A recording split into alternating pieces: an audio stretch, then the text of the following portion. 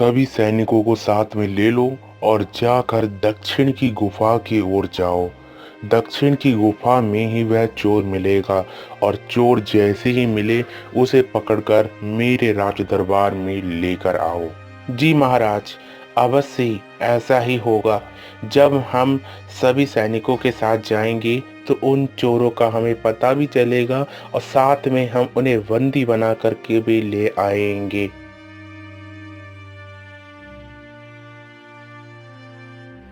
साधु महाराज, आप बताइए कि दक्षिण की गुफा में आपकी जो भविष्यवाणी है कि चोर वहीं छुपे हुए हैं, तो क्या मिल जाएंगे? मेरा कहा हुआ कभी नहीं मिटता है और मैं जो कह दूं वह सत्य होता ही है। दक्षिण की गुफा में ही वह चोर बैठे हुए हैं। भले ही तुम्हारे मंत्री और सैनिक जाकर उन्हें ढूंढते ढूंढते मिल तो जाएं, भले ही वह भाग जाएं, लेकिन वह दक्षिण की गुफा की ओर ही गए हुए हैं। सभी सैनिकों से कह दो कि दक्षिण की गुफा की ओर जाएं और राज्य में जितने भी सैनिक हैं सभी ऐसा ही करें जिससे चोर मिल सके। जी महाराज, ऐसा ही होगा, आप चिंता ना कीजिए। सभी सैनिकों से कह दो कि चलना है और चलते ही हमें भय चोरों को पकड़ना है। पिताजी, ओ पिताजी, उन चोरों ने मुझ पर वशीकरण किया था और वशीकरण करने के कारण ही मैं आपको नहीं मिल पाई थी। 10-11 दिनों से आपने जो मेरी खोज की थी वह भी विफल हो गई थी, क्योंकि जब तक उन चोरों का वशीकरण खत्म नहीं किया जाएगा तब तक वह चोर आपको समझ नहीं आएंगे और ना ही पकड़ में आएंगे। पुत्री, तुम्हारे कहने का अर्थ यह है कि वशीकरण एक ऐसी शक्ति है जिसके द्वारा चोरों को कभी पकड़ा नहीं जा सकता है। जी पिताजी, मैं खुद ही 10 से 12 दिन के अंदर उन चोरों के बस में रही और मुझे यह तक नहीं पता है कि मैं किस स्थान पर हूँ। तो पुत्री, मुझे क्या करना चाहिए? पिताजी, आपको ऐसा ही कार्य करना चाहिए जिससे उन चोरों का वशीकरण शक्ति का नाश हो और वह शीघ्र से शीघ्र उस शक्ति को भूल जाएं। पुत्री, तो ऐसा करते हैं कि उन्हीं बाबा से जाकर पूछते हैं कि वह वशीकरण की शक्ति वह कैसे भूलेंगे।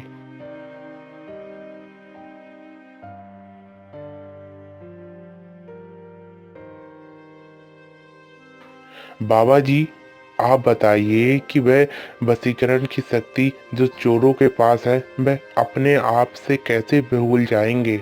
राजन, मैं कहता हूँ वैसा ही करना। वशीकरण शक्ति एक ऐसी शक्ति है जो जिंदगी में एक बार सीख लेने के बाद कभी भी वह भूली नहीं जा सकती है।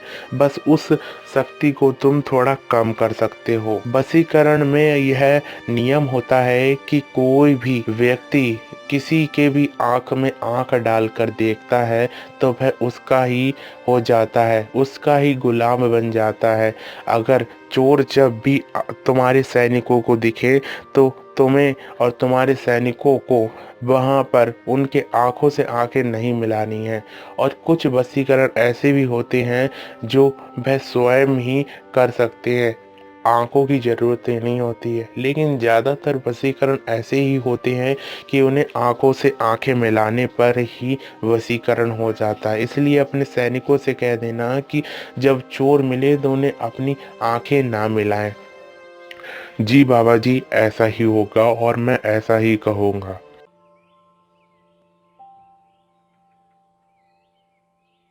सैनिकों और मंत्रियों, मेरी यह बात सुनो। जिस प्रकार से बाबा जी ने बताया है कि चोर एक वशीकरण शक्ति जानता है जिसके कारण ही वह तुम लोगों की आंख में धूल झोंककर चला गया।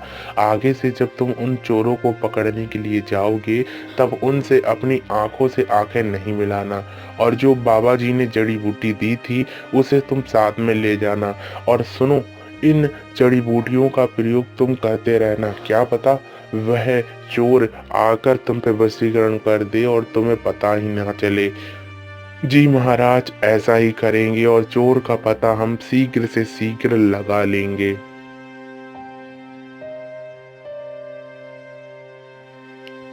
पुत्री, तुम बहुत दिनों से थक गई हो और थकने के कारण तुम्हें भूख भी बहुत लग रही होगी। चलो चलकर तुम्हारे मन पसंदीदा पकवान बनवाते हैं। जी पिताजी, 10 और 11 दिनों से मुझे पता ही नहीं था कि भूख क्या होती है, प्यास क्या होती है। जैसा वह चोर करते गए और वैसा मैं करती गई। इसलिए पिताजी, मुझे बहुत ही ज़्यादा से भूख लग रही है। कृपया आप ऐसा करें कि मेरे जितने भी मनपसंद के भोजन हैं, पकवान हैं, सारे के सारे आप बनवा दें और मैं खाऊँगी। राजमंत्रियों, रसोइये से जाकर कह दे कि मेरी पुत्री के जितने भी मन पसंदीदा पकवान हैं, आज सारे पकवान बनेंगे।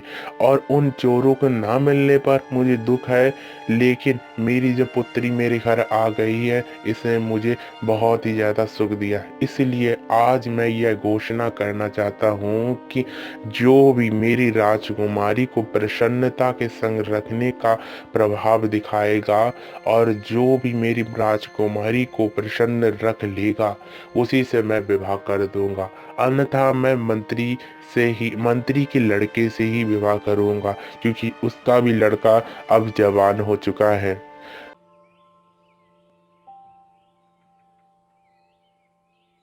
पुत्री, तुम चली गई थी तो मैंने कितने आंसू आए हैं, और उसी ही आंसू के कारण आज मैं तुमसे मिल पाया हूँ, और उन बाबा जी के कारण ही मिल पाया हूँ।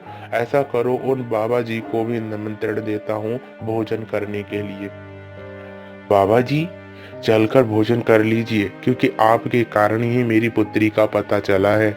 हाँ, मैं चलकर भोजन तो कर लूँगा, लेकिन जो तुम राजसी भोजन करते हो, उस भोजन में मेरी कतई भी रुचि नहीं है। इसलिए जो मैं कहता हूँ, उसी के अनुसार तुम मुझे भोजन कराना। पहले तो मैं भोजन स्वयं ही बनाता हूँ, उसके बाद ही प्रभु को भोग लगाता हूँ, और किसी के हाथों का नहीं खाता हूँ। तो बाबा जी, ऐसा कीजिए कि आप अपने हाथों से ही बनाकर खा लेना। सारे मंत्रियों से कह दो कि हमें चलना है।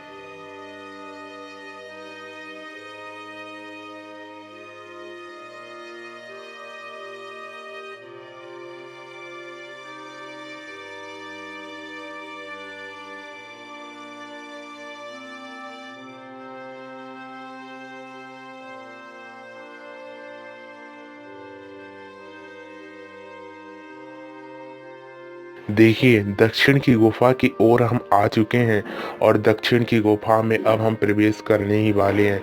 कृपया आप जड़ी बूटियों का काम शुरू कर दें, ताकि वह चोर वशीकरण ना कर पाए।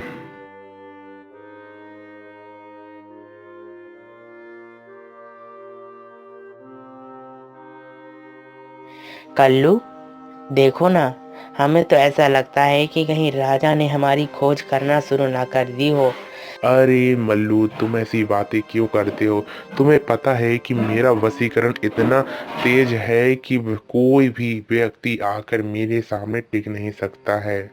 कल्लू, ये सोचो कि तुम्हारा वशीकरण इतना तेज है, तो संसार में और भी शक्तियां हैं जो वशीकरण से भी ज्यादा होती हैं।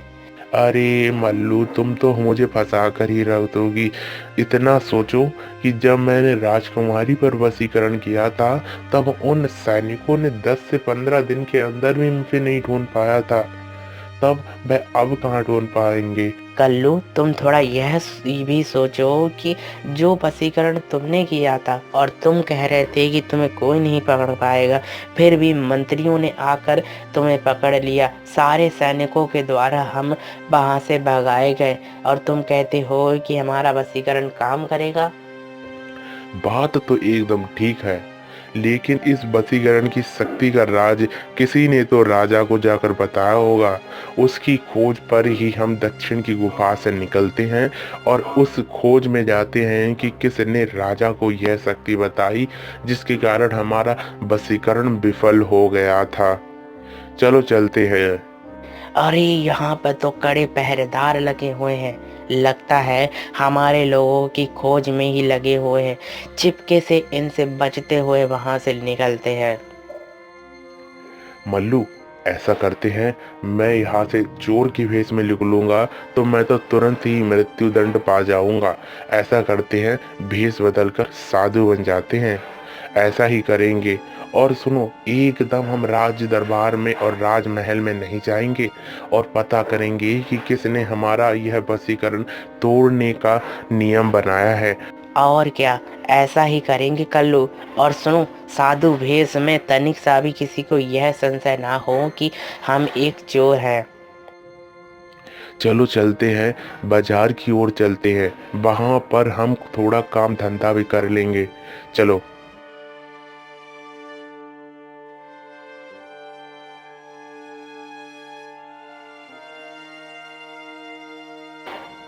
सुनो सुनो सुनो, इस ज्योतिष को ऐसा ज्ञान आता है जो भविष्य बताता है वह होकर ही रहता है। आइए आइए, हमारे गुरु महाराज पर ऐसी शक्तियां हैं जिसका किसी को पार नहीं है। अरे, यह बाबा तो नया लगता है, देखने में एकदम नया लगता है। जवान भी है और एकदम चोर जैसा लगता है। अरे भाई, कैसी बातें करते हो, ये हमारे गुरु महाराज है और गुरु महाराज को शक्तियाँ सारी आती हैं। और आपने कहा चोर, तो चोरी आपने ही की होगी, गुरु महाराज ने नहीं। गुरु महाराज पर ऐसा ज्ञान है कि तुम्हारी यहाँ पर पोल खोल सकते हैं और तुम यहाँ पर कुछ भी नहीं कर पाओगे। बेटा, तुम्हारा कहना स्वाभाविक है, क्योंकि तुमने पिछले जन्म में चोरी की होगी, इसलिए तुम्हें सारे के सारे चोर दिखते हैं। नहीं बाबा जी, मैं सत्य कहता हूँ, आपके भेष को देखकर ऐसा लगता है कि आप क्या चोर थे। ऐसा नहीं है। क्या किसी के मुंह पर लिखा होता है कि वह चोर है? ऐसा नहीं होता है। इसलिए तुम्हें जो कार्य है बताओ। बेटा, तुम्हारे मस्तिष्क को देखकर मुझे ऐसा लगता है कि तुमने भी भविष्य में कोई ना कोई चोरी की थी। मैंने चोरी की थी? हाँ, एक बार मैंने बचपन में माता के लड्डू बनाए थे, उसी को चुरा कर खाया था और वह बात अब तक अपनी माँ को नहीं बताई। मेरी पत्नी भी है और पत्नी को भी मैंने यह बात नहीं बताई। तो रहा ना, मैंने एकदम ठीक कहा कि तुमने जीवन में एक ना एक दिन चोरी अवश्य की होगी। हाँ, मैंने चोरी अवश्य की थी, लेकिन आपके जैसा भेष मैं देखकर यही समझता हूँ कि आप एक चोर ही हैं। चल जा, चोर चोर कहता रहता है और हमारे गुरु को बदनाम कर रहा है। शर्म नहीं आती है तुझे?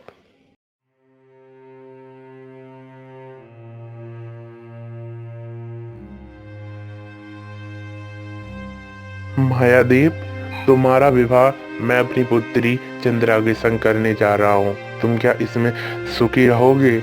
हाँ महाराज, मैं आपकी पुत्री को पाकर धन्य हो जाऊंगा। तो सही रहा। आज से 5वें दिन ही हमारी पुत्री तुम्हारी हो जाएगी। जी महाराज। और सारा राज मैं तुम्हारे नाम ही कर दूंगा। जी महाराज, आप ऐसा ही कीजिएगा। मुझे राज का लोभ नहीं है, जिसमें आपकी राजकुमारी की प्रसन्नता रहे वही कीजिए।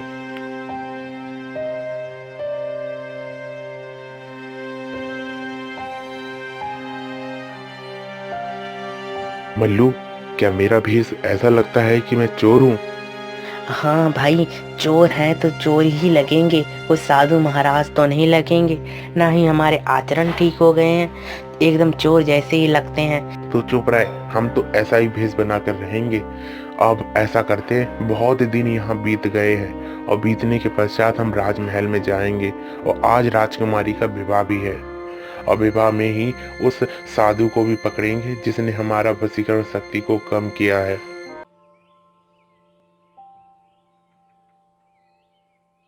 बाबा जी, आप यह बताइए कि उन चोरों का पता चल पाएगा नहीं चल पाएगा?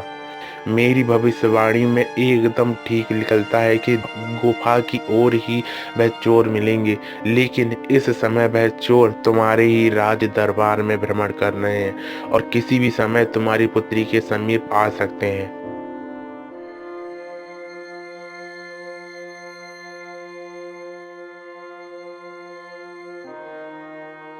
सैनिकों, कड़े से कड़े पहरेदारों को बिठा दो और मेरी पुत्री का विवाह प्रसन्नता के संग होना चाहिए। कोई भी गड़बड़ ना होनी चाहिए और उन चोरों को पकड़कर तुरंत ही मृत्युदंड दे दो। मेरे कहे बगैर ही तुम्हें मृत्युदंड देना है। मल्लू, देखो ना, इस बाबा ने ही सभी को बताया है कि हम वशीकरण कैसा तोड़ा जाता है, इसलिए इस बाबा का ही काम तमाम कर देते हैं।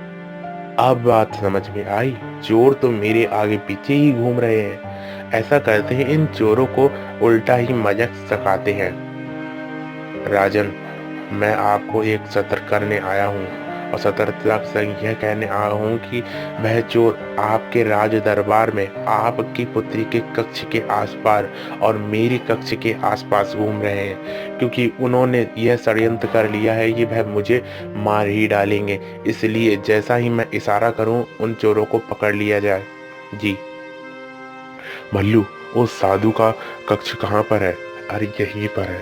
पहले तो इस साधु का गला घोटेंगे और फिर जाकर राजकुमारी को लेकर जाएंगे और उससे मैं विवाह करूंगा, क्योंकि राजकुमारी मेरी है, किसी मंत्री के लड़के की नहीं है। इसलिए चलो। राजन, देखे रहना, किसी भी समय किसी भी भेष में वह चोर आ सकते हैं। जैसे ही कोई भी मेरे कक्ष और तुम्हारी पुत्री के कक्ष में जाए तो तुरंत ही तुम उसे पकड़ लेना और सीधे बंदी बना लेना। सही। मल्लू, चलो, यही कक्ष है। मंत्रियों और सैनिकों, पकड़ो इन चोरों को। ये चोर हैं, साधु नहीं, इसलिए पकड़ो इन्हें। मल्लू, भागो, यहाँ से भागो। नहीं भागोगे तो मृत्युदंड मिलेगा ही मिलेगा। अरे अब तो हमें सैनिकों ने चारों तरफ से पकड़ लिया है, आज तो गए।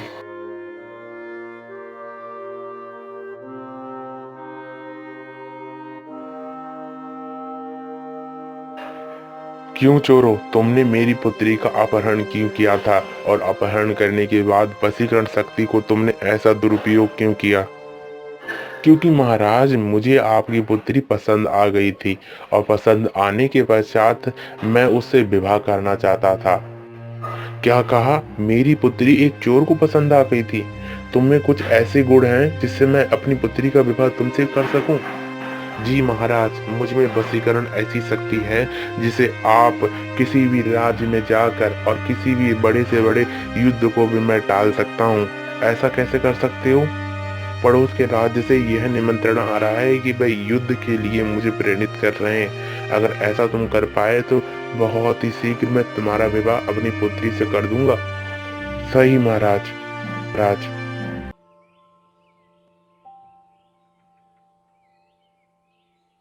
मंत्रियों, मुझे कोई भी किसी भी प्रकार से इन चोरों से छुटकारा पाना है, इसलिए इन चोरों को बंदी बना लो और अगले ही दिन इन्हें मृत्युदंड दे दो। जी महाराज। मल्लू, क्या राजा अपनी पुत्री का विवाह मेरे साथ करेंगे? मुझे तनिक सा भी राजा पर विश्वास नहीं है, और विश्वास होगा भी कैसे? वह तो एक राजा है, कभी भी किसी भी समय में मृत्युदंड दे सकता है, इसलिए सतर्क रहना।